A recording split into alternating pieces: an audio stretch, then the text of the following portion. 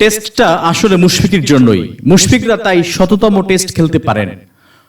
এই কথাটা কেন বললাম সেটা পরে আপনাদেরকে এক্সপ্লেইন করে বোঝাচ্ছি।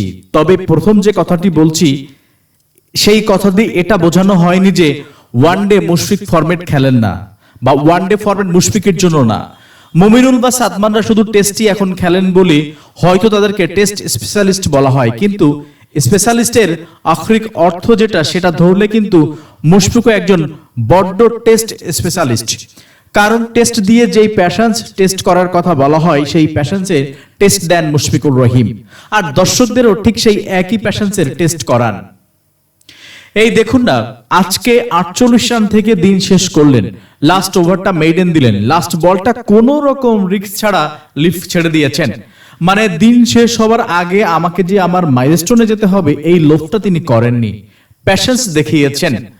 আর এই প্যাশন্সের চেয়ে বড় প্যাশন্স মুশি নিজের লাস্ট টেস্টেও দেখিয়েছিলেন, অর্থাৎ তার শততম টেস্টে ব্যক্তিগত ঘটনা আছে বলে ওই টেস্টার কথা আমার আরো পরিষ্কারভাবে মনে আছে।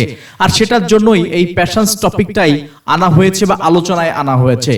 শেষ টেস্টটা মুশি সেঞ্চুরি করেছিলেন, কিন্তু দিনটা শেষ করেছিলেন 99, অর্থাৎ আন্ডার 100, নার্ভাস 99 যেটাকে আমরা বলি।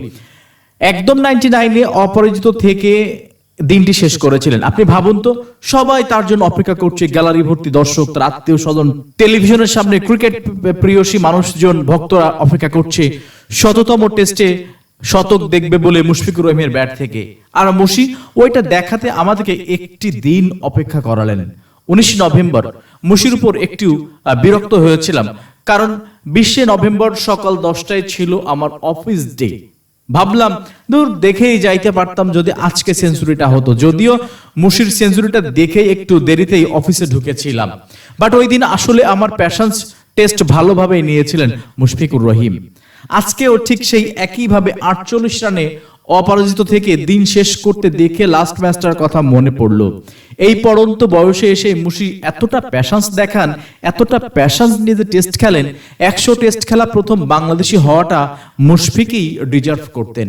মুশফিকের খেলা হয়তো আপনার বোরিং লাগতে পারে, কারণ যেভাবে সময় গড়াচ্ছে অ্যাটাকিং ক্রিকেটটাই খেলা হয়, কিন্তু মুশফিকদের খেলারও একটা সৌন্দর্য আছে।